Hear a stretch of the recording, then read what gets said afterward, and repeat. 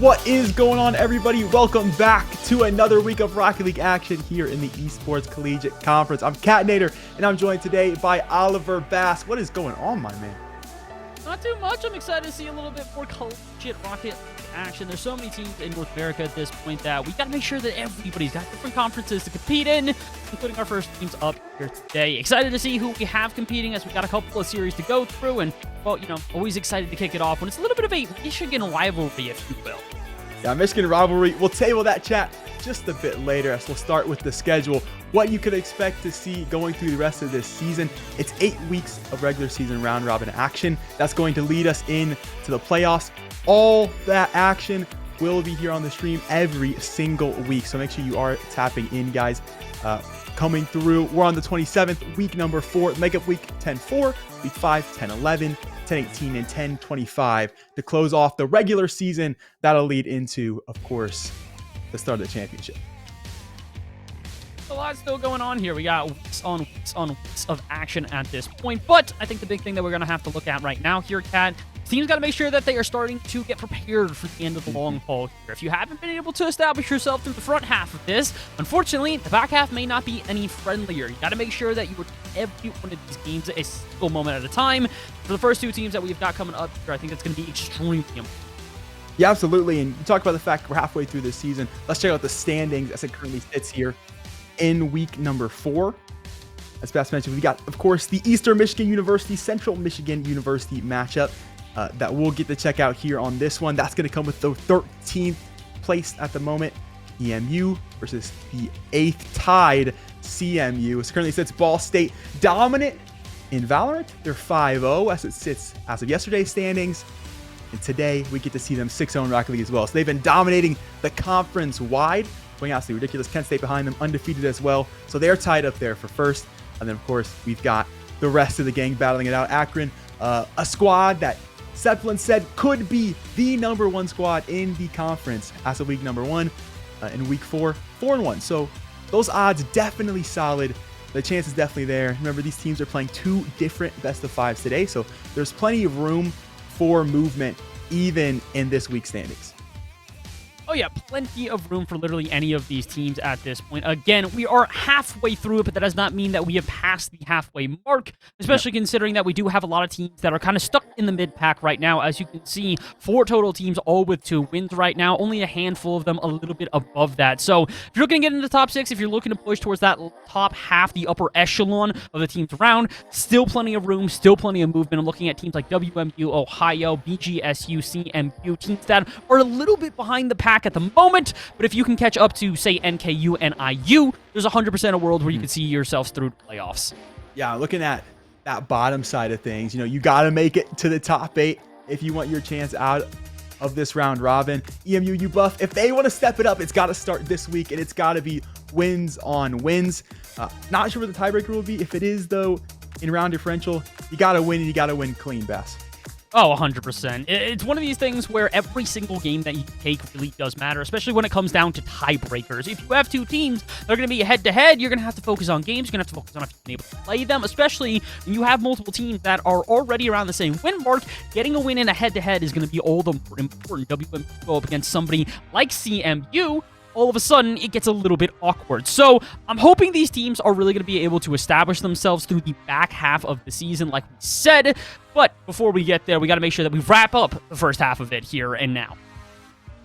Absolutely. And we'll turn our eyes to this matchup. Bass, talk me through it a little bit. Looking at Eastern Michigan and Central Michigan, what do we expect going into this first series of the night?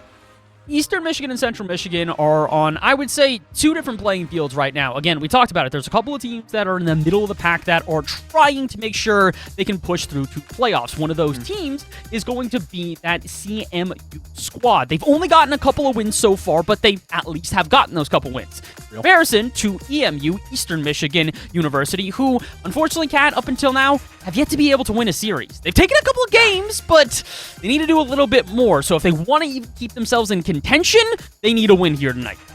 Yeah, absolutely. I think you brought up a fantastic point in the green room as well, that one of these squads, CMU was able to take down 3-0. EMU fell to 0-3. So it's almost that classic armchair bracketology of, well, if this team beat that team and that team beat that team, are we technically better than all those teams? I don't know about that one. It feels like you got to still establish yourself in more of a meaningful way. Again, I don't think that this is one of these things where it's going to be a complete outclassing, but I do think that we have to look towards EMU to step up in comparison. CMU were a very good squad. Like we said, they are still in contention here. So EMU, I want to see them step up to a different level. Not necessarily play at their normal, just be a step above. They do that, I got full faith in this team. But again, they literally have to at this point.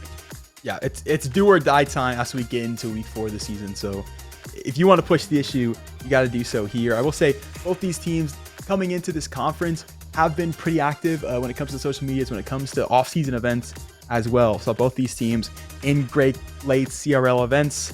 Not the farthest bracket runs, but the fact that college programs getting out into things other than just the on-season is quite nice to see. I love to see players get extra reps.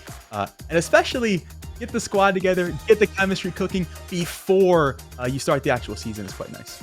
Yeah, that's the big thing, is that we're definitely far enough in here now that teams are going to have an idea of their rotations. They're going to have a little bit of an idea of how they want to play around each other.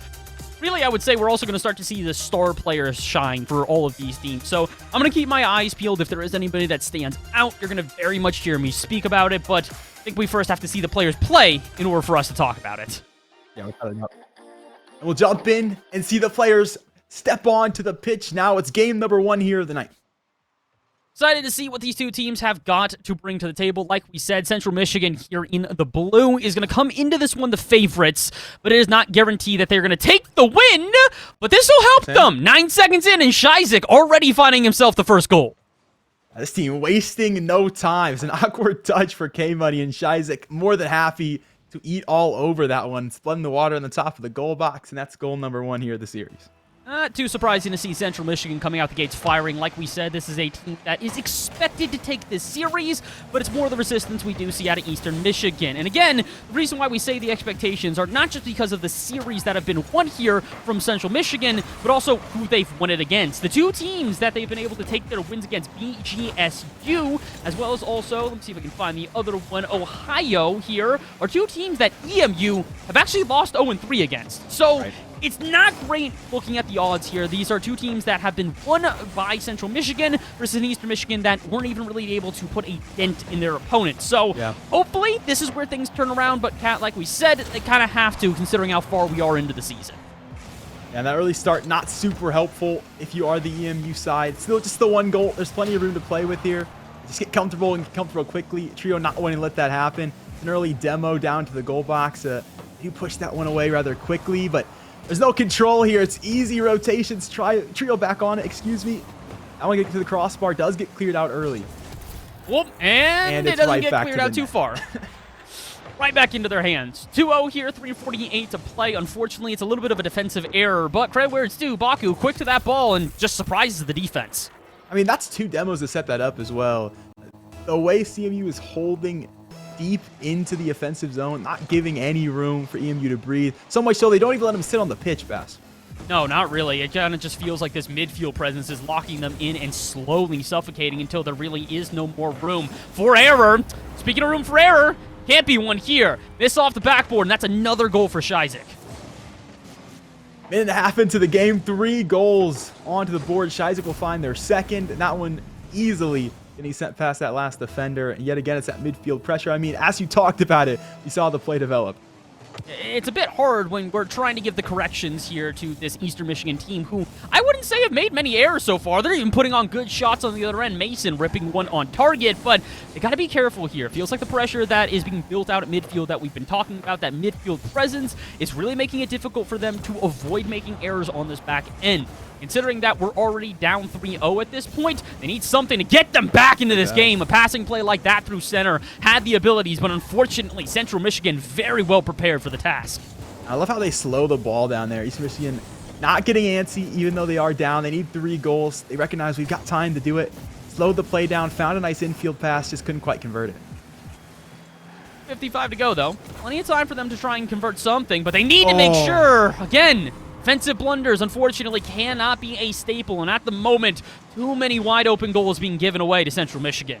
And hats off to Shizik. That's his third of the night. And that one, yeah, comes off of Patrick. Unfortunate luck on the defensive end.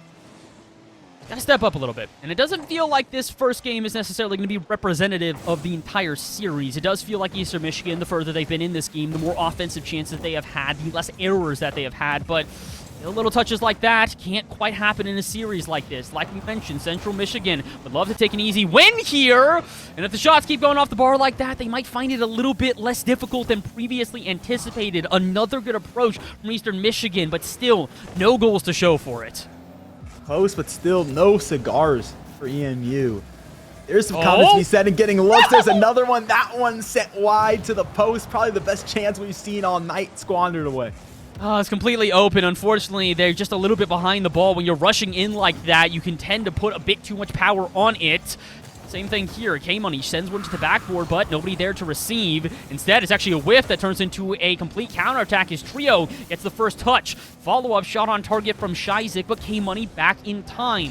Without any boost really to do anything out of midfield, this one's going to stay on the Eastern Michigan half. Another to the backboard, and not! Yes, indeed, into the net. Thought maybe the block was there, but Shizik just can't be stopped. Smothering him like onions on a steak. He's everywhere. In the back of the box here, there's nowhere to go with that ball. If you're the defender, we mentioned the fact there's no boost on the clear, there's no boost back. Those last two defenders either just can't do anything about it. Feels like the pacing is absolutely in favor of Central Michigan right now, and although Eastern Michigan have had their moments of greatness, it doesn't feel like they can get the same sort of pressure that Central Michigan is coming out the gates with here in game number 1. 90 seconds to go, they will get a goal on the board. It might be an error from Central Michigan, but you know what? Anything to instill some confidence. Absolutely. We'll take it however we can get it. It doesn't matter how. Beggars can't be choosers. Still for the difference. Trio kind of waltz it in, you know. Sometimes that's how the cookie crumbles. Look, you got to get a touch every once in a while, and sometimes those touches are not perfect. We've seen this on both sides so far, but as long as it results in a goal, at least one half of these two teams will be happy. I think that Baku might be happy if they can lock into a flip reset here. No such luck. They do pinch it against the backboard to at least extend some more offense. Trio up early, looking for the dunk, and will find it. With no boost in the tank, how do they turn this into a further offense? Pass out mid, but out by Mason. And again, this is why we say Central Michigan and Eastern Michigan looking a little bit more even the further we get into this game. The unfortunate thing is, though, we got to an even scoreline, or I guess an even playing field, after the scoreline was heavily in favor of Central Michigan. Yeah, without a doubt. The pace at which goals are getting in the net is much slower. We're getting opportunities for Eastern Michigan, but yeah, it's just almost too far gone. Nice save from Mason there on the back end. He's going to get this up. K-Money will get it cleared, but no one really here to chase it. That one's coming right back the other way. My goodness, Shizik off the ceiling, trying to get a little bit fancy here. 4 goals apparently wasn't enough. They're looking for a 5th, and considering they've had 8 shots throughout this game, it's very clear who the offensive player for Central Michigan is going to be.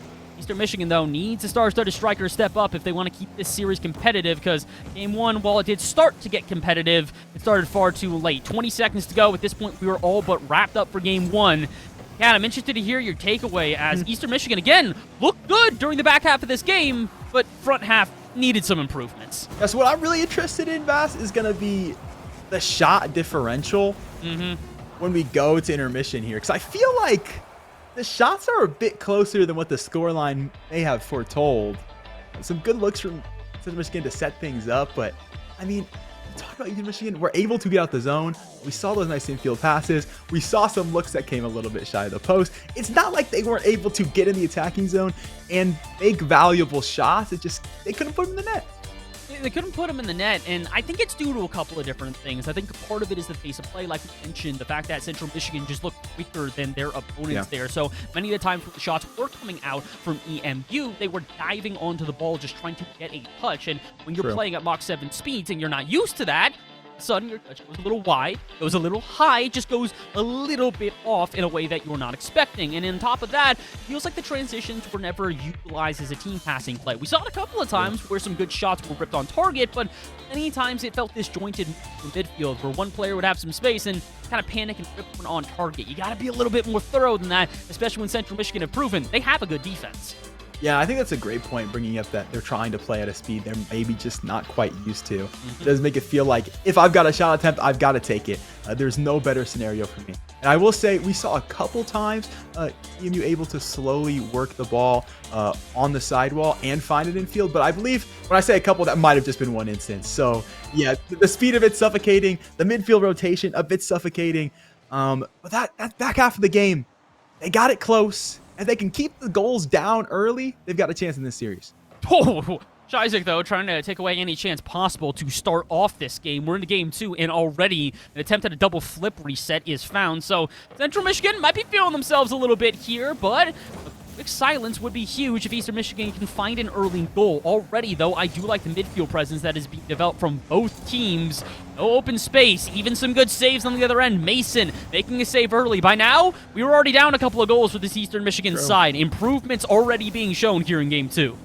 That's very true. It's up to them to be able to get some extra possession going forward. Kamani trying to bring that one down past the first defender. Witch Doctor on it now instead to the crossbar.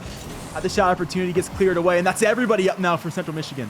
Oh, they had a huge chance there, Eastern Michigan. Quick transition the other way, but defense still not letting them get too far away at this point. 4 minutes to go. The first goal will be found for Eastern Michigan. And I like the confidence, but sometimes it does come back to bite you. Central Michigan, talked about on that rotation, they set everybody up. The only one who gets back in time going for deep corner boost is Shizek, and doesn't make contact with the ball. 50 goes more than awry. It's an easy goal for EMU. Yeah, they got to be careful here. Kind of feels like they're overconfident at the moment, Central Michigan. And although they were able to pull off some crazy plays in game 1, got to be rather clinical here in game 2. Fundamental is going to be key for them, including hitting double touches off the backboard. But Witch Doctor there to cut it out and to get the 50 afterwards. Mason can't quite read the touch off the ceiling, but it still turns into a transition the other way. Baku almost own goals. You do have to be careful. We talked about the fundamentals, and although you were making saves on the line, an own goal now would be disastrous. I made it for to save the second go around. Yeah. To get out of danger. All good. To this back corner. Tries to lay the flip. Nothing quite there. Does get it back in front of the goal box. And it'll be cleared away now by EMU. Back with control. Backboard. What can Trio do? They're going to at least pop it out to midfield, but right back into the hands of Eastern Michigan. Again, talked about how the midfield presence in game 1 was so in favor of CMU. Now EMU starting to come out with a little bit more resistance, especially pre-jumps like that. Shots being not uncontested in any capacity over and over again. Some player from this orange side is diving on the ball to keep the pressure on. This is how they turn it around after Central Michigan, who in game 1, I mean, look, Kat, I don't think I'm being over-exaggeratory when I say they were just stunting for half of that game. Oh, absolutely, without a doubt. Shot after shot, pure domination for CMU for half of that game. EMU completely turning the scripts here, playing a much more coordinated game with a lot more control. I mean, we've got to see them take some coordinated looks. And at the very least, they've been forcing CMU to play more a dump clear game than actually get anything set up in the midfield. Yeah, it feels like we saw passing plays through aerials over and over again in game 1. In game 2 here, there's somebody at least to get in the way. Look, even the transition out of the corner for Shizek is completely contested. Same with as they try to pop it mid-air over and over again. I mean, hey, you know what? We said game 1, it looked like they were a bit unfamiliar, uncomfortable with the pace of play. Game 2, it seems like they're all over it, but it doesn't mean they're invulnerable from blunders. 1-1 with 2:10 to go. The moment we start hyping it up, we're back the other way. Shai's able to put it in. Now on, what is that, his 5th goal of the series? 5th goal of the series, and it's also, again, second assist here for Baku. So 2 assists on the other game here, 1 for Trio, 1 for Baku, meaning that the whole team's getting involved in offense. But yeah, like you said, Shai's very clearly the front runner for them. See, that kills EMU momentum here. It doesn't look like it thus far. Kamani going to push this one down the pitch. Witch Doctor to slow the pace, looking for that late flick, and gets it to the teammate instead. Brings it high enough above the defender. Mason there to convert. Eastern Michigan still now to the lead. Witch Doctor hasn't necessarily been the most offensive-heavy player throughout this series, but they have found themselves all of the assists for their team. 3 goals scored for Eastern Michigan, 3 assists for Witch Doctor. So they look to be the facilitator at the moment, but they need to facilitate, I would say, a little bit more. Central Michigan, with quick response in this game, were able to even it out at 1 apiece. How do they respond now with 100 seconds to go in order to just try and find the tie? Definitely got the time, and if game 1 showed us anything, they can get goals in the net quickly. Can they do so when there's a bit of pressure on the line? 10 seconds to go. Shizek in the corner. Pinch out center, but unfortunately no one there to receive except for the defense. Eastern Michigan playing a much better game. They're playing a much more defensive game, just really giving no extra momentum here to the Central Michigan side.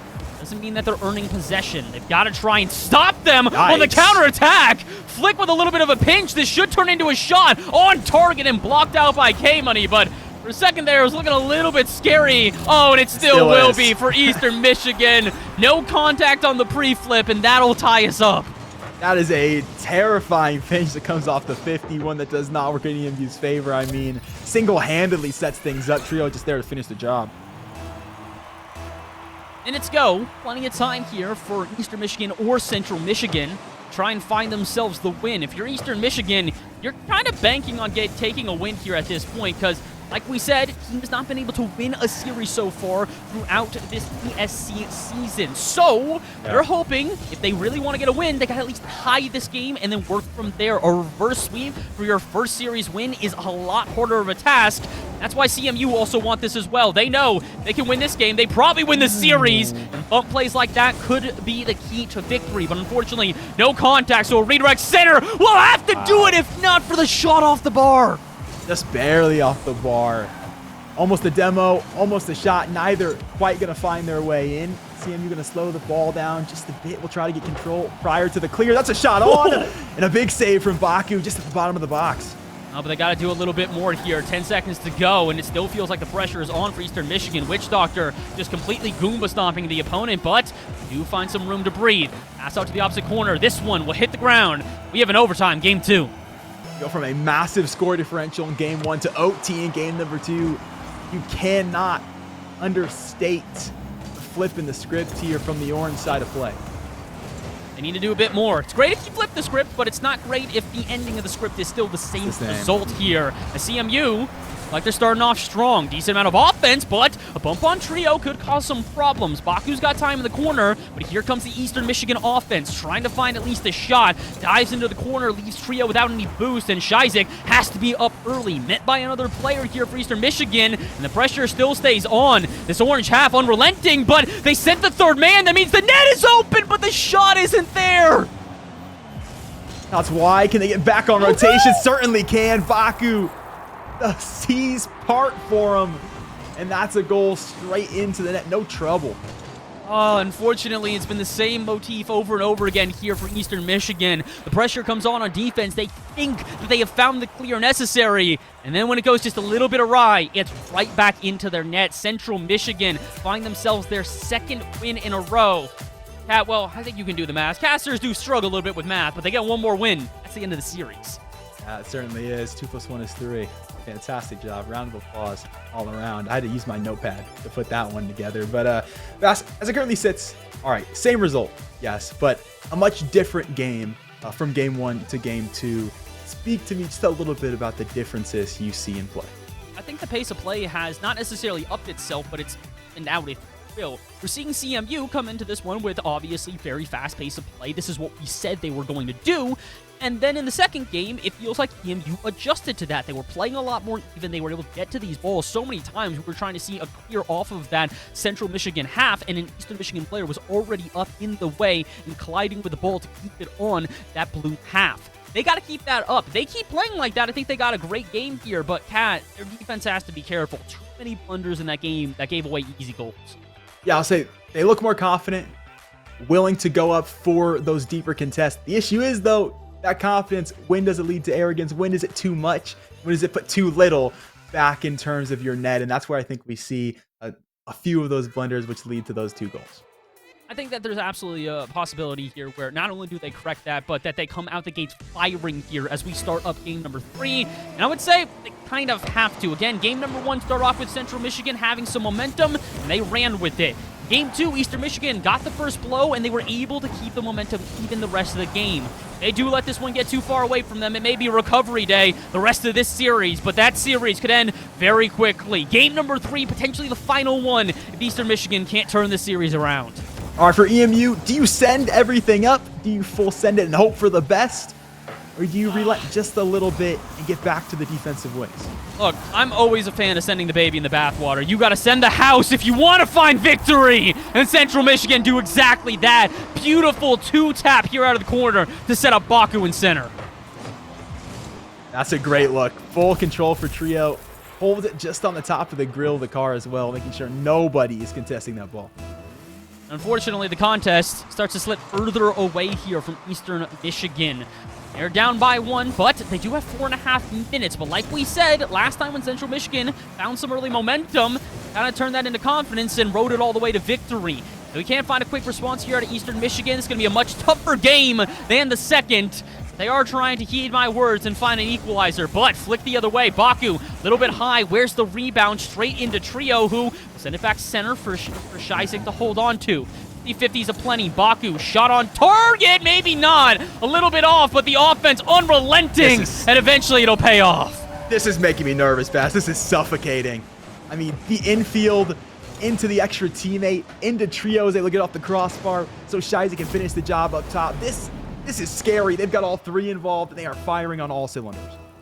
Unfortunately, they keep firing on all cylinders. They might fire until the very end of the series. 4 minutes to go. A 2-goal lead here for Central Michigan. Not be overlooked considering how game number 1 started off very similarly and then ended even more brutally for this orange side.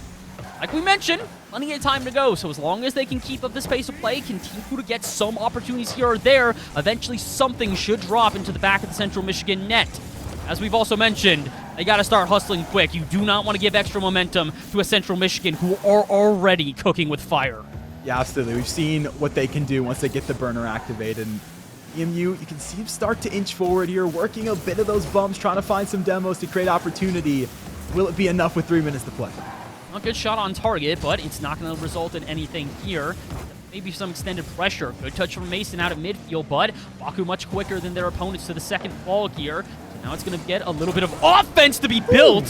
Which Doctor will make the save, keeping this game at least within an arm's reach. But as we mentioned more and more times than one, we need to see this team get some offense. Lack of midfield presence right now has me nervous. Same with shots like that. That's on target. That's probably a third goal here for CMU.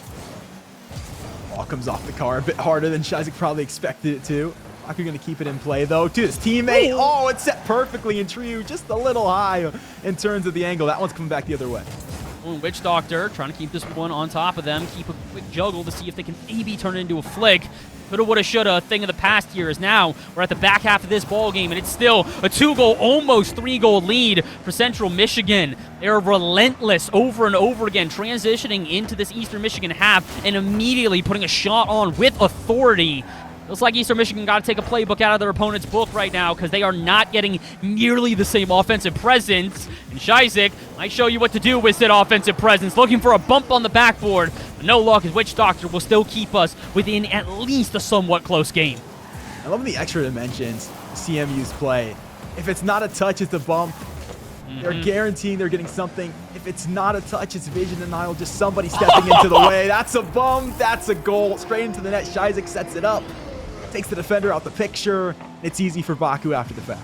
Oh, I gotta love the unselfish play here. Central Michigan have had so many assisted goals throughout this series. It feels like the team, like you said, they're swinging through as a second and third man, continuing the rotations into the offensive half and causing further problems for Eastern Michigan. The vice grip continues to just squeeze until there is nothing left for Eastern Michigan to hold on to. It's a brutal way to play against Rocket League, but unfortunately, it might just be what they have to survive through. Central Michigan have found a way to reemerge like Game 1, and it's resulted in a 4-0 with 90 to go. Game 1 CMU is back, and they are taking names. Fantastic stuff. That one comes unassisted, but comes off that back wall. It's pressure. It's 3 men up. It's CMU just having their way with the match.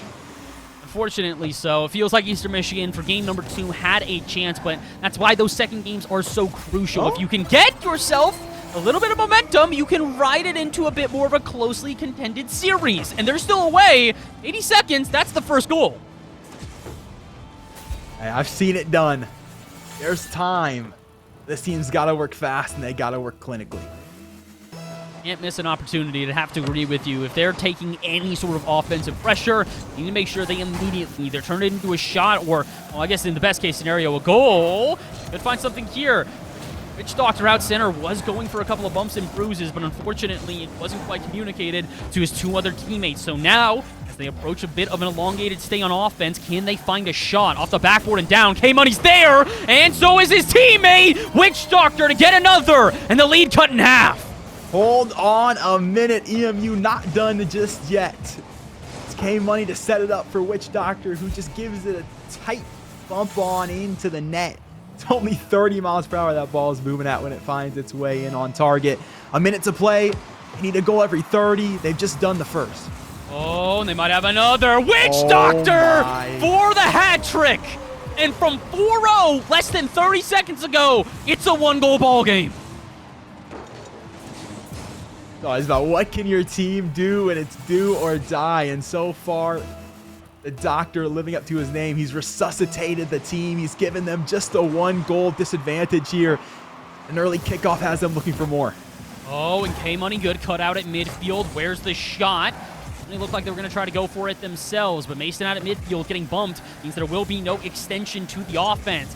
Until Central Michigan got a little bit more pep in their step now. They're trying to actually get some offense in return, diving into this midfield over and over like Shizek here. And unfortunately for them, hasn't really resulted in any further shots. Oh. Maybe here, not quite able to wrap around in his trio. And now Witch Doctor on the transition. Pass out center, shot a bit high. Double touch, not on target. Witch Doctor fakes, shot in, and it's a tied ball game. EMU capitalize on the hesitation from CMU to take full control. It's multiple touches in front of the goal box that leads K-Money into the back of the net wide open.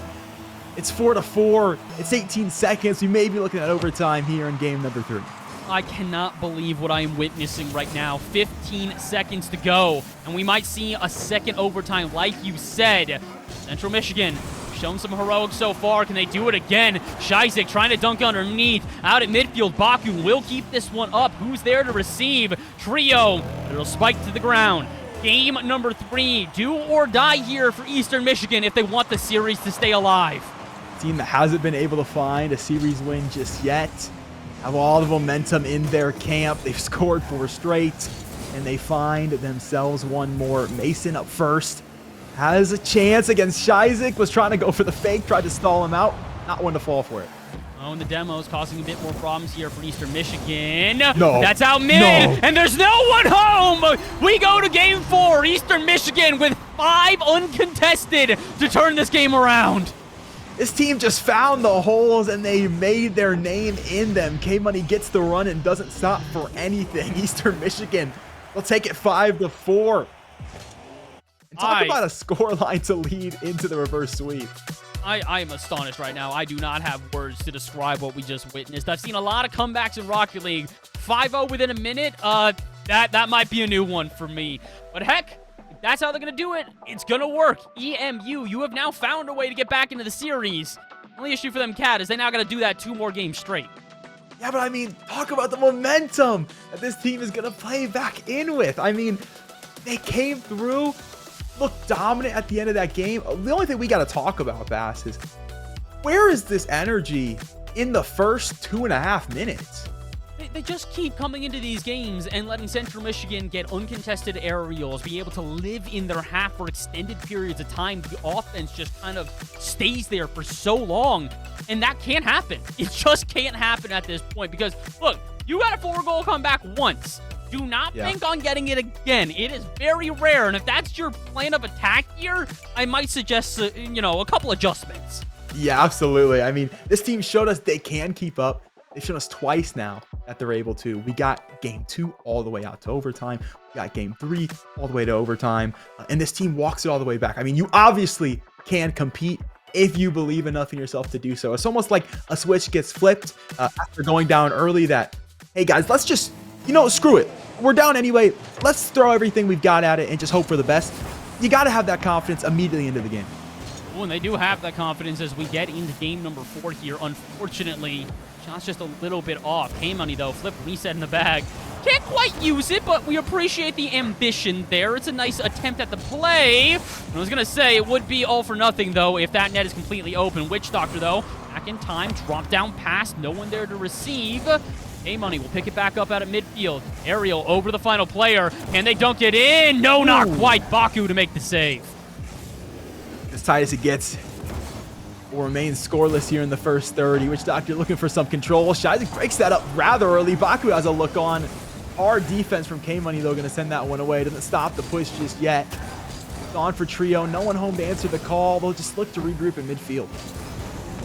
Feels like a very hotly contested game here. I'm waiting for sort of the big bang that kind of opens this one up. It's going to be on either side. It feels like Central Michigan going for these highfalutin plays, aerials here or there that could potentially slice through the defense off the backboard. But Eastern Michigan, credit where it's due, continually cutting out these chances. This time, though, touch off the backboard, uncontested. The shot goes a little bit wide, and so does the follow-up as it's blocked and out. Eastern Michigan holding on for now, but Central Michigan definitely getting the chances. Let's talk about that early demo, too, that shuts down the third man. That would have been there to rotate midfield. And you taking the defensive opportunities by way of save and by way of player count. This time, though, no one's home. It's an easy goal for Baku. I gotta watch this one back here. Witch Doctor commits, and I think his teammate thinks that he's already off of this one. So, yeah, immediately Mason diving in, but maybe not communicated well enough as K-Money needed to be swinging back, rotating through the backfield to have at least somebody home. As soon as that Central Michigan player recognizes no one's in net, that's an easy way to open up the scoreline. And unfortunately for Eastern Michigan, now they gotta try and claw their way back. They did it from a 4-0 scoreline. Who's to say they can't do it from 1-0 in this game? Yeah, absolutely. We've seen them do that in game number 2 as well, the force in overtime. So certainly not out the woodwork just yet, especially with 3 minutes to work off of. Pinch to try to get this ball in the front of the goal box. Nothing really cooking there, and they'll recognize. So they'll reset. That gives CMU a chance back on the net. Witch Doctor out of the corner, though. Not a great touch, which does turn into a shot. It is saved away by K-Money.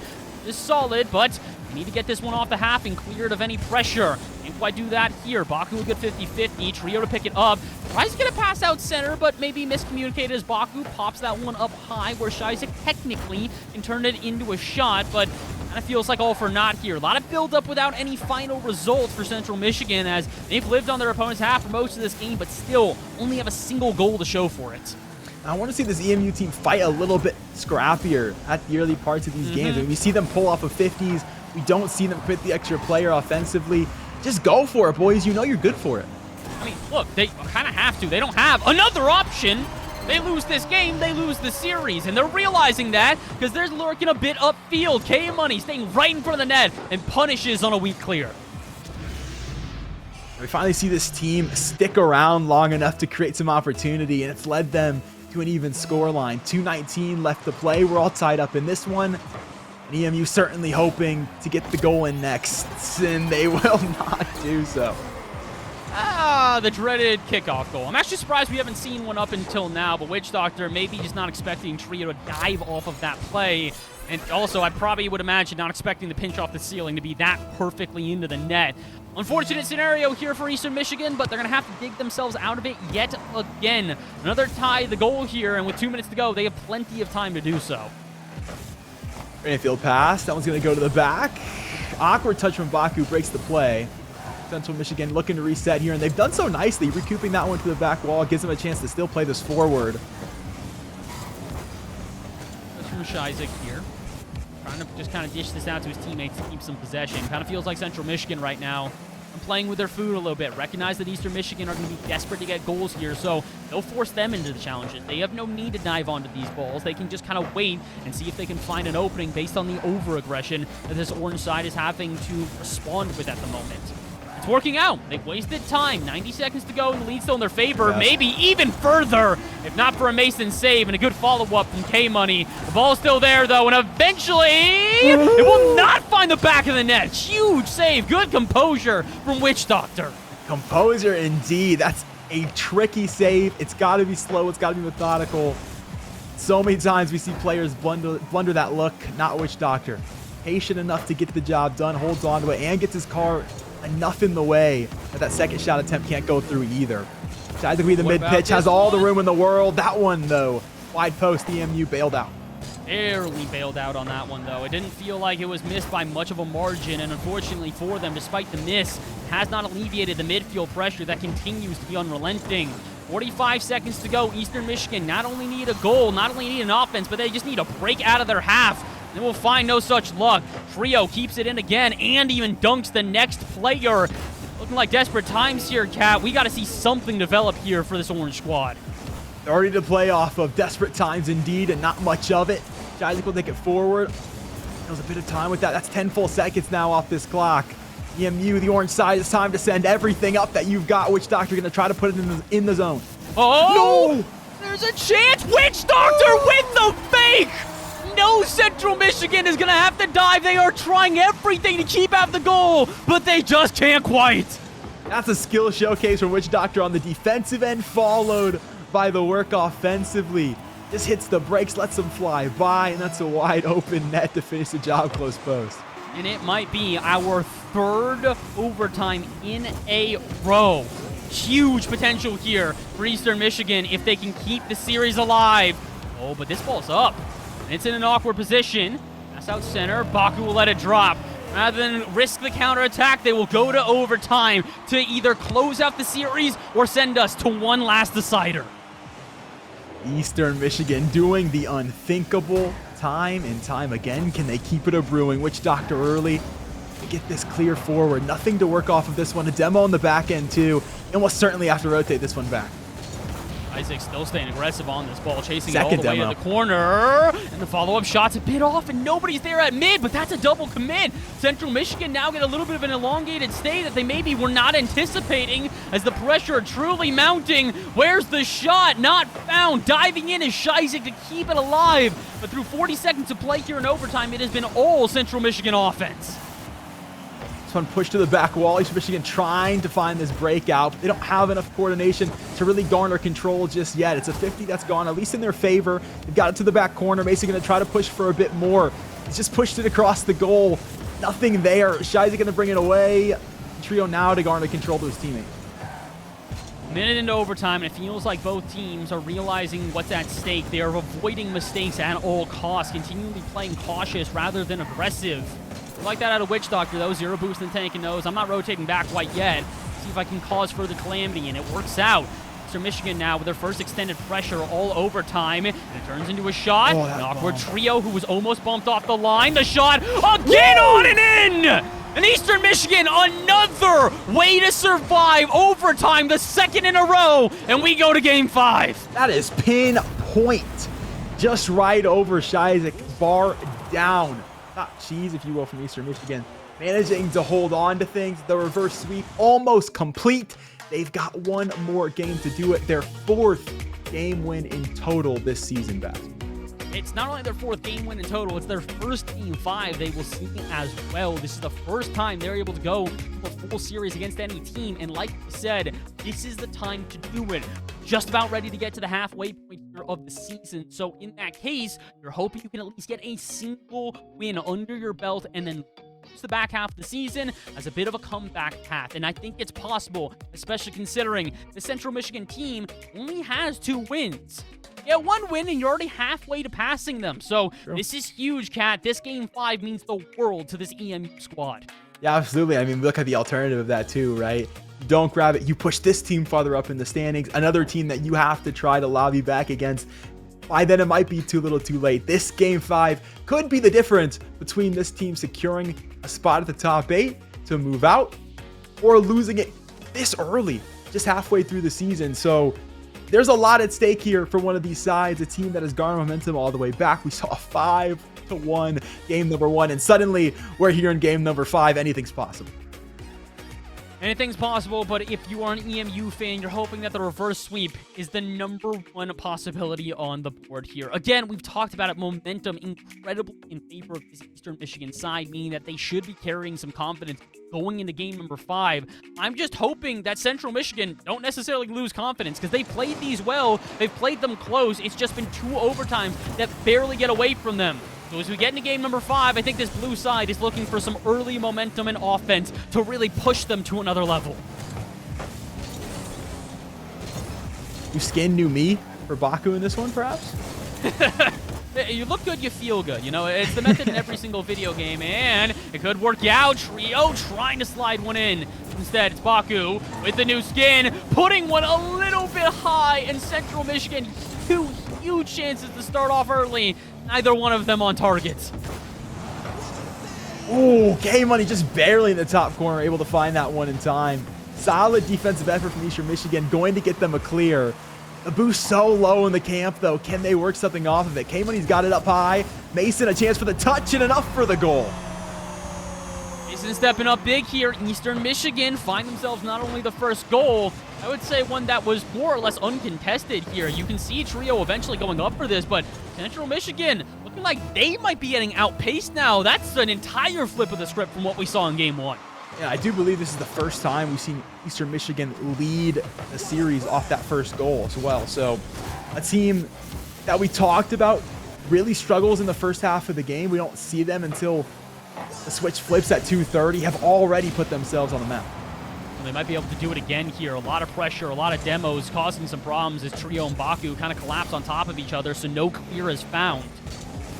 45 to go. Interesting attempt at a Witch Doctor there. I like the ambition with 0 boost in the tank, and it might even still result in a goal. Pass down center. Witch Doctor showing they are a 0 boost merchant, but can Mason be a defensive one? Indeed they can. Off the backboard and out, and now maybe even a transition the other way. Down pitch for Baku. Can't quite get the tire on it. Would have been contested regardless. So letting that one go past. Shizak here to recover. Send it to the back corner. Demo early for EMU. If they can get this ball into the zone, can't quite convert. Isaac, slippery set in the back, but it's taken away before he can even utilize it again.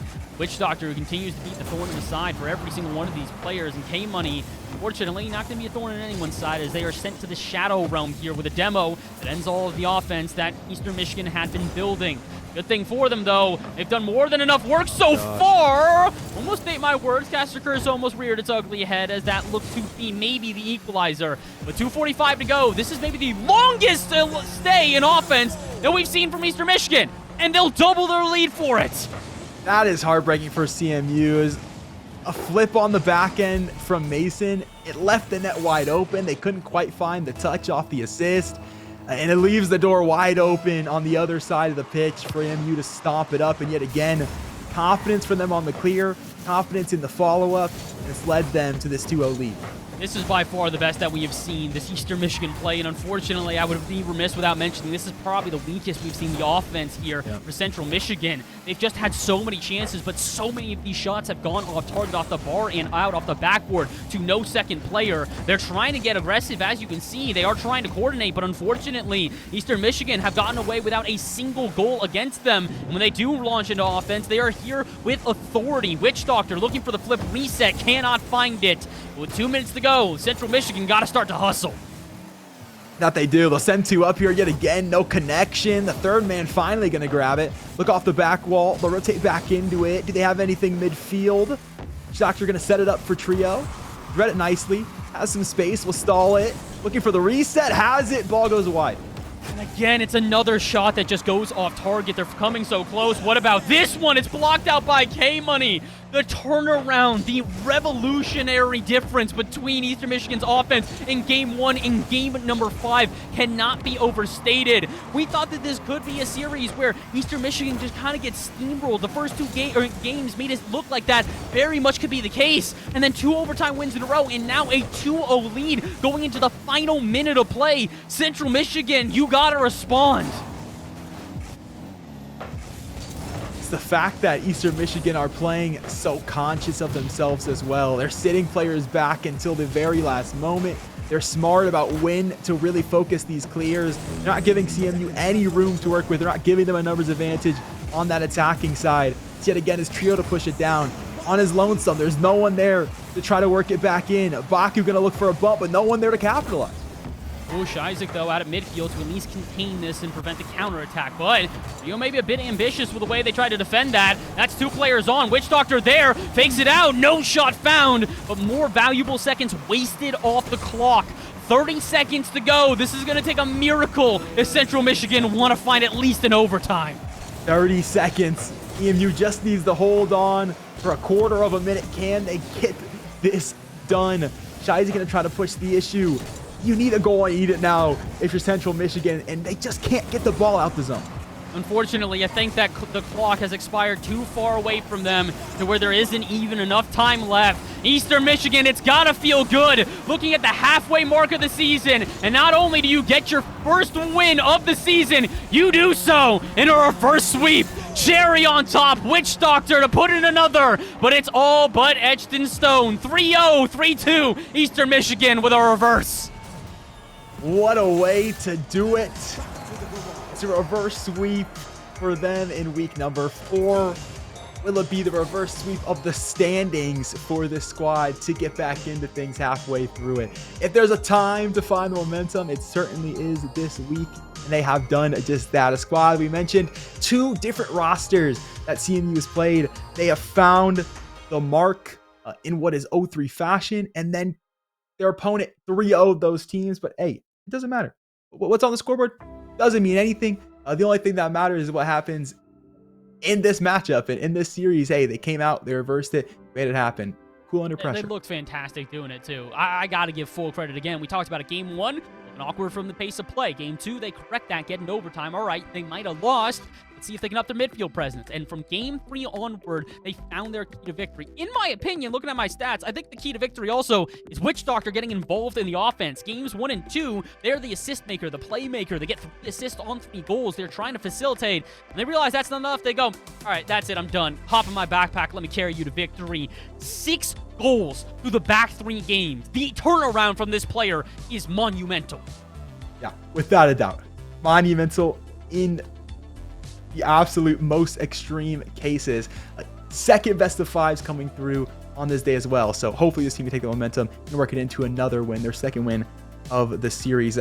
We'll jump into another series, take a look at what those next matchups are going to be as well. Get a look at this continuation of the schedule. For us personally, we'll follow NKU, BSU. So Ball State sitting on 6-0, the best squad in the conference as well. The best in Rocket League and the best as it turns in the Valorant standings. With North Kentucky, they're sitting at 3-3. I do think also now looking at this lineup that we've got upcoming here, also pretty important for EMU to have gotten this win because their next week is going to be a little bit more difficult here. Or not next week, next game, excuse me. Yeah. Zips Esports are not nearly the same that they just faced, so that's got to give them some decent momentum. But like you mentioned, it's that matchup at the very bottom there. Ball State Esports versus Northern Kentucky University. And I got to say, both of these squads are going to give us a heck of a performance. Oh, without a doubt. It's going to be a good one. That is coming up next. Should be just a couple minutes here before we get that lobby a kick in. And in the meantime, we've got a spotlight on the University of Buffalo esports program. Check that out. We'll be back to you in a couple minutes. So my name is Ben Herman. I'm a junior at Ohio University, and my gamer tag is Disrespect. I am the captain of the Rocket League team. I've been a part of it for about 3 years now. I'm kind of just the guy that gets all of our teammates together, make sure they're grinding, make sure they're getting better, and to keep everyone motivated. I didn't start playing Rocket League until I got to Ohio University. I've always played video games my whole life, so I was like, let me just see where this takes me. I didn't play, I probably had like 300 hours before I joined. I just started grinding, really wanted to get better, and once I got decent enough to play, I started competing with the team. So my favorite memory, we didn't have a good season last year. I think we went 3-9, but our last game of the season, we played the second or third seed. They were like 10-1, really solid team, and we beat them in game 5 overtime, and that was my favorite memory. So the most important thing for me when it comes to our program is the guys I play with. We had a rough start last year, but this year we're coming back stronger. We have an incoming freshman, this sophomore we just picked up. It's a lot, but I think if we keep playing more, we'll get better. What does it mean for us to compete in the ESC? It's a great opportunity because we play against some of the highest level players around Ohio, in Ohio, like Akron, for example. And it's a really good experience, and it's a good opportunity for the people that haven't played, like the incoming freshman and sophomore, to get that good experience in high-level Rocket League.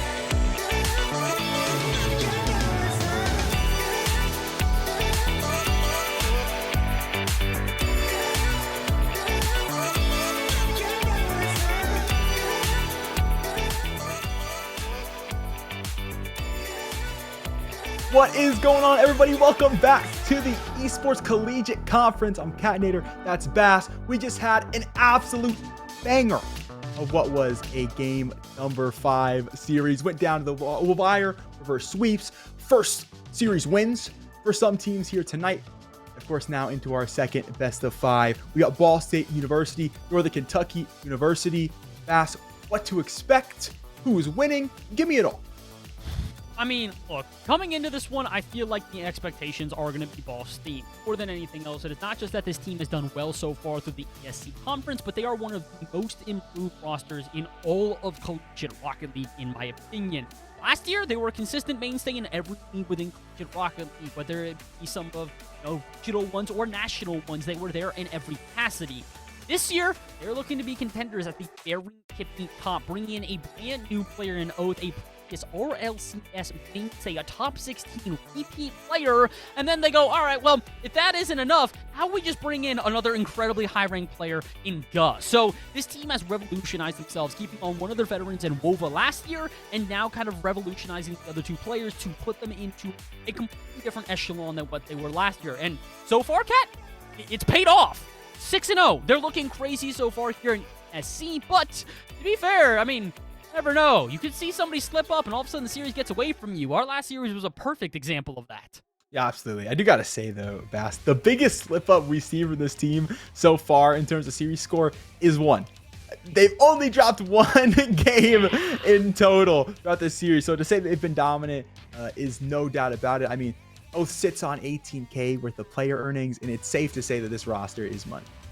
Oh my gosh, incredibly. And again, this was a roster that was also very hotly contested in terms of who was going to stay on it. They had multiple good players from their roster last year, so they kind of had to contemplate who they actually wanted to keep on, who they wanted to move forward, how they want to revolutionize themselves, and it feels like they have finally figured that out. I think that they are at a point where it's been a little bit shaky for them, I will not lie. They've had a couple of blunders, I would say, in some qualifiers as of recent times within the last week or so, so I'm thinking maybe today, this is going to be their redemption run. You know, hey, all right, we've been having some issues other places. Let's correct ourselves here and now in ESC and establish our dominance. And unfortunately for them, NKU, or I guess unfortunately for NKU, they just happen to be in the way of that here, Cat. This is not a bad team, but 3-3, not exactly 6-0. Yeah, without a doubt. Hey, I mean, we do got to say, though, when the last series said, well, if we look statistically, one of these teams looks a chalk above the other. And hey, we've had a night of upsets already. So I say we keep them going. It's been a hell of a good time thus far.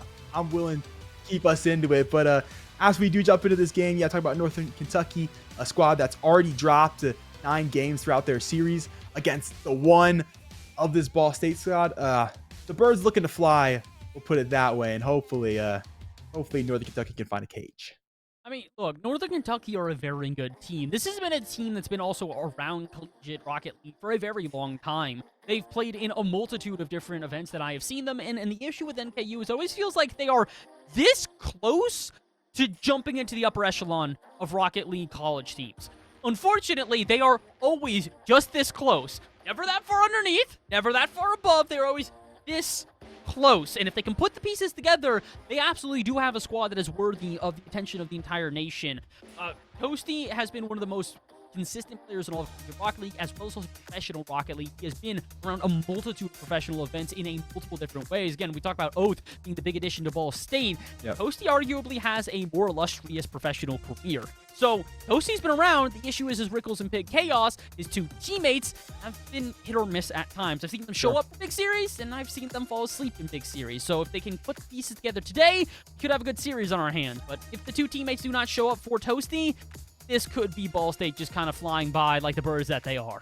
Sure. I mean, NKU, we saw them in the earlier series. We saw the score update on that one. Did 3-0 it. So that's got to have them feeling confident. We talked about momentum for the MU side going into what's going to be a difficult game for them here on the with Akron. And can they work that momentum going forward into the Titans of Ball State, the team that currently sits on pole position on the standings? We'll find out now. Game number one, I think, is going to be a very telling one at that. Last time, game number one didn't necessarily feel that way, obviously, considering that the game that we had was a complete blowout in favor of the team that ended up losing the series. But here in this one, I don't think these two teams, like we said, are going to play as slouches whatsoever. We're really expecting Ball State, as we mentioned before, to be on a bit of a redemption run. If you want to have a redemption run really come to fruition, you got to start off right, and they're trying to so far. Shot a little bit high, go there for the follow-up. The 50-50 finds its way out to midfield, and no early goals here for Ball State. We'll feel each other out just a little bit, much more than we could have said in our first series of the day. This one, back and forth, to say the least, within the first minute. Guz going to try to start working something. That one's killed early. Look for the ball. Awkward touch from Oath, and that's led straight to the goal for Jaden. Okay, well, I'm not exactly sure what just happened here. So Pig's just kind of in the way. Wova's just kind of bouncing around. I think just kind of unfortunate circumstances here all around. That's a rough one. Hopefully it's one that doesn't get to the mental of Ball State. They got plenty of time to come back, but now, Cat, they need to. Hey, things happen. It's all about how you can bounce back after they do. Just looked like a bit of miscomms. All good. Called the clear a little too late. Walked it right into his teammate. All good. Still 4 minutes left to play, and it's just game number one. There's plenty of time here. Pig's going to nail that one towards the net. Beautiful save from Wova. Keep Ball State out of trouble early. They're still in a little bit of trouble here, though. The midfield presence from Northern Kentucky is just not giving them reprieve. They're not doing themselves any favors either. Whiffs on the back line, keeping me nervous, but finally a little bit of relief as a ball downfield will find its way into the hands of Rickles, who will at least be able to keep that out for the moment. Only a moment longer. He has to make another save afterwards, but here come Ball State. The first real elongated stay on offense throughout, I would say, this entire game. Touches from Ball State early have been so powerful. The rate of speed that they're bringing that ball onto the net. Got to have you nervous if you're the NKU defense. That one getting slammed back their way. It'll be saved rather early. Oath going to try to take it off the sidewall here. Looking for that flip reset. Has it over the defender, and he'll loft it straight towards the back of the net. It felt like it was only a matter of time before Ball State were able to find their equalizer. And if you give Oath this amount of time in the air, yeah, it's going to go into the back of your net. Oath just gets a perfect flip reset, barely slices it around the defense. It's not about power, it's about precision, and he understands that. 3 minutes to go. We're all knotted away at one apiece. This team looking to get comfortable here. Strickle's going to push it forward. His teammate right behind, and Jaden yet again their second goal on the net now. Okay, before I can blink, apparently it is back in favor of Northern Kentucky. So, all right, Ball State, maybe not coming out the gates firing as much as we anticipated. Maybe it's Northern Kentucky who recognize this is a big chance for them to get an upset and really reestablish themselves as some of the best that ESC has to offer. And so far, I would have to agree. 2 goals in 2 minutes, they're looking fire for the moment. Good passing work to make that one happen. Comes off the 50. Sprickle's going to throw another ball down the pitch. Wova better touch this go around. Get it into this corner. Trying to work more. Does manage to force the issue. Still midfield pressure on its way. Another shot on. Oath has that one early. Bringing it off the crossbar. And now that clear starts to get worked away. It's starting to get worked away, but it still kind of feels like the midfield very contentious. Both teams diving aggressively and looking for passing plays like that. Doesn't come to fruition, and actually it leaves an open net. Back just in the nick of time. They still got to do a bit more, though. Halfway through this game and still down by a goal. What can Wova do here? Sends one on target. Jaden's there, who keep it out. Kind of feels like Ball State closer and closer to the equalizer. Could it be this? Need it will be. Bangs it on target, and we're all squared away. I love the way they slow the ball down for these last 2 goals. Oath able to get that one off the back wall. Takes plenty of time. Send it over the gut. Just icing up those defenders, making sure they're not comfortable. It's hard to predict where that shot's going to come from. It gives them much better looks when they are close to the net. They're looking good, but they need to look even better if they want to take down either one of these sides here. I would say Ball State, not nearly getting the offense that we know and love from them in Northern Kentucky. Need to start finishing off these chances. Feels like a lot of built-up pressure for no real shots that threaten the defense. And considering they have found a couple of good ones, they got to just make all of their shots turn to good ones, including this shot. Not on target. Wolf is still there, and Jaden will make the save. I would be remiss without mentioning this. I think this is their super sub. I don't believe Toasty is playing for NKU here today, so Jaden stepping up big. They don't look like they've missed a beat despite not having their star-studded striker. And Northern Kentucky haven't missed a beat, and nonetheless, Jaden's filled the shoes quite nicely. Has both goals thus far to take over that striking spot. Those going to push it forward. Has a chance on that one. Awkward touch on the 50, but enough to keep the ball at least in their zone. Wova going to push it to gun midfield. A lot of time to work with. Rickles will break up the play.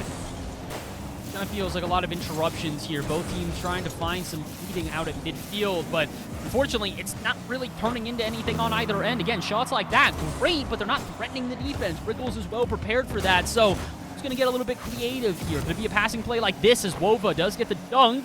It's the follow. Not there. Shot on. Not quite. It's a bit off, but it works to bamboozle the defense. They're thinking it's a shot, going for the save. No one home after, and Noth finishes it off. And that's a great tempo switch from Ball State. A squad of those first 2 goals really slowed down the pacing. Send that one rather quickly off the far post to get it into the top of the goal box for that shot. Just working the pacing a bit quicker to get that defense on the toes. Still a little bit more to be played here, though. I don't want to say Ball State have guaranteed themselves the win, especially when Northern Kentucky playing this one closely. Still got to do a bit more. Jaden here, though, looking a bit awkward, meaning it's a double commit after. Everyone looking awkward here for Northern Kentucky. Don't fall apart now, gentlemen. You've kept this game close. You have earned yourself this 3-2 scoreline. All you need is one more, and you will be able to find at least the overtime. Oath fighting for his life in that back corner against 2 defenders. Has kept the ball here, iced it for quite a bit of time, and that's killed a lot of clock. Just 10 seconds left. If you want to drive, it's got to be right here for Northern Kentucky. But they're still locked into their own half. More pressure on, and I think there will be a reprieve. Wait a minute. Jaden pops it up, but no one to receive. And Ball State, for a second, it looked like they might have to fight through an overtime, but they'll clean this one up. 3-2, a narrow victory. A narrow victory, 2 early goals by the likes of Jaden. Talked about coming in as a substitute and looking pretty solid for that first game. But at the end of the day, it's Ball State finding the footing a bit later and really looking confident when it comes to getting the pieces together in midfield. Beautiful passes. Every single shot comes off an assist. Oh, absolutely. It just feels like over and over again we are seeing this sort of coordination. Again, it's why we talk about that play to the backboard being so poignant here. A lot of people look at that and go, okay, so he missed the shot. No, that's kind of the point, though, is that you got a player swinging it wide. Shot goes on, finds the save. You've got your third man already rotating back and back into the half, pressure on. That's why you have Oath or a second player diving on the ball, because if the defense does make a blunder, it can lead up. You have a player there to do exactly that. We had a reference for that when I played soccer in high school. We talked a lot about how our leading scorer on the team, we called him, in a very loving way, I promise, we called him Garbage Man, because he just sweeps up the trash. Defense makes a mistake, trash clear, immediately there to take out it and immediately put it on target. That's exactly what we're seeing here at ESU. In the best way possible, they're cleaning up every error that we are seeing from NKU. Absolutely. They called me Garbage Man in high school, but it was a much different reason. I just ate all the extra food at the lunch table. But hey, you know, whatever, pit, I feel. whatever works. So whatever works. Let's see if it works out in game number 2 here for NKU. I would have to say, very similar to what we saw in our first series of the day, NKU are not, like, further behind Ball State by a large margin. It's a little difference between the 2 teams. And if Ball State slips up even a bit, NKU might just be able to turn the series around. Early pressure on. That one's handled quite quickly by Rickles. Jaden gonna get it to the wall. A lot of pressure from Ball State, though. They've got space, they've got boost, and they've got some time. As Scuz's gonna push that one forward. Oath will pop it back in the air. Rickles there to break up the play. That's an awkward clear out of Jaden, though. They could still turn into a shot. 50-50 after 50-50. Even Wova diving in to force Rickles into an awkward touch. Does it open up some space, because Pig chasing down Oath means that he can't get a touch on the ball. So awkward here in the corner. Can Northern Kentucky do anything with it, though? I don't think so. Immediately clears this one out to midfield, and it's an open net and a shot. Not on target, but there's the cleanup again. This is the rotations we have said that have given Ball State the advantage. Yeah, just quicker to the ball, quicker to get back. That leads to so many extra shot opportunities from this team. You mentioned the fact that if it isn't necessarily the goal, it's at the very least another shot look or it's extra pressure in the zone, and eventually that's got to break through the defense. It just kind of feels so, I don't want to say painful here, but it kind of feels that way. Northern Kentucky getting close, keep having the ability to keep themselves in these games, but they're always playing just a step behind, whether that be in the goal differential itself or just not being able to get to these balls as quickly as their opponents. Sometimes that can be for the better, though, because when a player is diving from Ball State and no contact is found, that means you got a little bit more time to line up the shot. Wova stuck in the air there. has a chance at the ball, just can't get quite enough there. Good place from Jaden to get to the corner, to get it just far enough out of the way of the front grille of the car. Jaden now with all 3 goals for Northern Kentucky, really keeping this team in the bout. Get themselves in this game, but they need to do a little bit more if they want to win it. This is a goal, right? Third Yeah, man. indeed it is. That just feels awkward. I feel a little bit bad for the team here as it's just double commit into awkward save, no save found, and, oh, that's a goal. Yeah, lost in translation all the way through on the goal line there. Enough so the Ball State are able to convert. So that one, you kind of scrape off, you forget about. It's still 3:30 to play, still just the 1 goal advantage. Oh boy, but if Guz got time and space mid-air, you might need to be a little bit more concerned. Ball State starting to find those aerial advantages that definitely come to help them out. The team that has 3 players, all who have the mechanics in order to flex. I know Northern Kentucky also has that abilities, but they haven't been given the same uncontested airspace here that we are seeing. Again, off the ceiling, nobody challenges until it's far too late. And here comes Ball State to set up camp in their opponent's half. Shot turns into a save. Again, this is the difference right now. Ball State not feeling the pressure in the same way Northern Kentucky is. Oh, I think that early defensive touch may have costed them the goal there. Jaden yet again, that's their 4th of the series. Okay, maybe I spoke a bit too soon. Pig does come swinging through, and Wolf was a bit bumped off of it, but I saw it surely still somebody would be there for the save, and I think so did Oath. Shot goes a little bit behind him, though, and we're all tied up. And again, as soon as we keep thinking that Ball State might run away with this thing, Northern Kentucky are right here to correct us and go, nah, we're still in it. Well, indeed, and again, 2 players on the goal line. This one is a cleaner clear, though, so Ball State are going to make some space. We're looking for the 50. Shot on. That's a hard ball. Jaden there to clear it up. It's a ripper of a shot, though, so credit where it's due for Ball State, who starting to turn up the heat on offense here. Volume knob dialed up to 11. Can they do anything to show for it? Not quite. Oates pinch out, though, right into the hands of Wova, who sends to the backboard to keep pressure on. With Oath up early, he's going to force a save out of Jaden, and force a save out of Pig off the backboard. More and more pressure being applied here. Now you got to wonder, what's the boost total looking like here for Northern Kentucky? Dwindling away, picking up penny after penny, but that may not be enough if aerial superiority continues in favor here of Ball State. 3 minutes off this clock as the guy's going to try to force the issue yet again. Second defender will get here, but that's pushed 1 off the line as Oath take it back down into this offensive zone. Ball State continuing the onslaught as Woe's got to pass up to Oath. Nothing quite converted. That one back on, just barely touched off the top. Not enough to finish the job, though, a bit wide. Kind of feels like Ball State are coming closer and closer to finding the goal that'll win this game. Just a narrow margin of error. There might not be one here, though. Oh, the double touch off the backboard. What a way to gain the lead. Well, takes his time in the air. Lets that ball come back, and it's just the slightest touch on those top 2 tires to send it in past the 2 defenders. And that's kind of what the defense is not expecting. You're expecting somebody to slam that one home, but when he realizes, all right, you guys are already jumping early, just play it a little bit softer, and that means you're just going to whiff by the ball as you're anticipating a rocket on target. Again, this is what makes this Ball State team so interesting to watch. All 3 of their players have mechanics, and they know how to utilize them at the right time. Somebody utilize some defense here, though. 2v1, and it'll still work out in favor of Oath. Wasn't sure where the shot was coming from, but prepared for it nonetheless. Yeah, almost felt like a PK and still was able to get there in time. Yeah. Just barely dives to that far post. It makes it happen. Great read. The defensive in there. This one's still awkward. Touch from Gut doesn't come through. Wova able to step there in time. They've got no boost, and they're stuck on the goal line. This one getting dangerous. Oath at least in midfield to try to break up the play. He's got his teammate a chance at corner boost, and they managed to find a clear. It feels like Northern Kentucky just kind of overthought that play a little bit. They're thinking about how do we line up the shot, how do we get it threatening. By the time that they do, Ball State has already been able to A, recover, and B, dive onto the ball to at least alleviate the pressure. So, gotta hurry a little bit here, NKU. It feels like you're playing well. Wow. Or are you playing to a Ball State level? Wow. I think not. You're at least making the saves, but you need more than that. 30 to go, and you need an equalizer. The clinical infield. Lucky that one doesn't go into the net. As Ball State still continue to push this issue up. Oath will get it over. That one's the crossbar. Nothing quite converted off of that one. And here's a look for Kentucky. Maybe their last one of the game. Got to make something of this drive. And again, thinking a bit too long here, trying to figure out if they can turn it into a bounce dribble or maybe a pass out center, but by the time that the thought has completed, already Ball State have sent that player to the scrap heap, and they will send this team down 0-2. Ball State on the verge of continuing not only their undefeated streak, but their unbeaten streak in games alone. He called this painful for Kentucky, and I'll say those last 2 drives, Bass, are nothing short of just that. It feels like those are fantastic opportunities. You've got Ball State with no boost, stuck on the goal line, a chance to make it happen. All the pressure is there. It's overthought.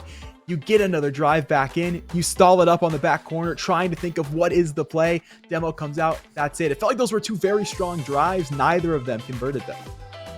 Again, this is something I've spoken about. I mean, we talked about this going into this series. NKU is always this much behind the upper echelon of collegiate Rocket League teams, and it's the same thing here. They're playing it competitively, they're playing it close, but they've had 2 games in a row where they're just 1 goal away from at least securing an overtime. So again, the narrow margin at which they are facing, that glass ceiling, they just can't seem to break through. They want to just punch upwards immediately and shatter and fly, and they can't.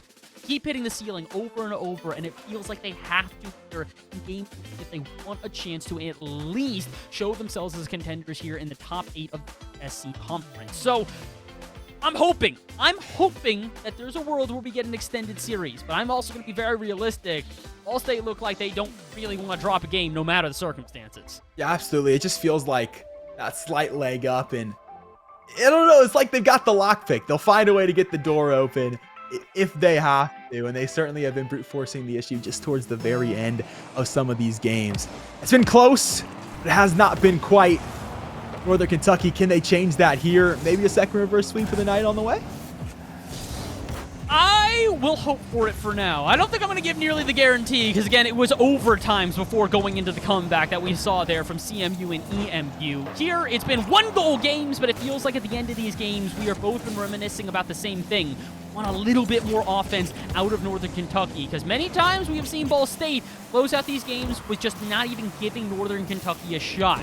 So as we start up game number 3, I am hoping Northern Kentucky can maybe find themselves a lead instead and hold on to it for a little bit of time. Nothing of note in what has been just shy of the first minute of play. You guys got to look on. That one won't quite get converted by the teammate, but another rotation already here for Ball State to try to force it yet a bit further. Jaden has a shot on. That one goes to the post. Another look. Tried to pre-jump for it. Couldn't quite get to the altitude. They had a chance there. That was a completely open net, but Northern Kentucky didn't realize that, so they're just trying to boom the ball downfield to alleviate pressure. And, I mean, it works out, and they get to retain offense here and turn it into another play the other way. Would have loved to at least found themselves an early goal, and also not own goal. Okay, they don't own goal, but similar scenario there as that one just barely goes wide. That's midfield for Wova. Nobody home. Supposed to get back to convert. Back corner, low boost. Tried to find the delayed flip. Nothing quite there. Gun now on it. That one, yet again, broken up by Northern Kentucky. Doing a good job of breaking down the passing lanes, but can they create some of their own? On the sidewall, completely bumped off of it, though, so Northern Kentucky, space to work with. Can't really work with it, though, so instead the pop out to midfield is just them trying to retain possession. Maybe a bit over-ambitious. One errant 50, and Go will finish it off. Yeah, put a lot of trust in that one getting one. You can see they called for him to rotate back onto it very early, expecting Rickles to have it, no doubt, and certainly did not. He's no one home the ball, and that's an easy one for Ball State. Unfortunate here for Northern Kentucky, as again, it doesn't feel like they're really losing these games nor these goals by that large of a difference. It's just these slight errors that they're making, whether out of midfield or on their back third, continue to leave them in precarious positions that they can't seem to escape from. Got 3 minutes to escape from this 1-0, but they need a little bit more. Awkward demo in midfield. That's a look on a beautiful bump. Takes the defender for a ride. Wova a free net at the end of the day. Usually when you get a bump like this, it's not necessarily this slow shove away. This kind of feels like some dude working his way through a crowd at a festival and just, using his shoulder and elbows to slightly push you out the way. Usually it's a body slam. That one feels somehow almost more insulting and more frustrating, if you will. Northern Kentucky, do not tilt out, though. You've got over half the game to play. This is absolutely a comebackable position. And nothing too far gone just yet. Go bring it to Wova.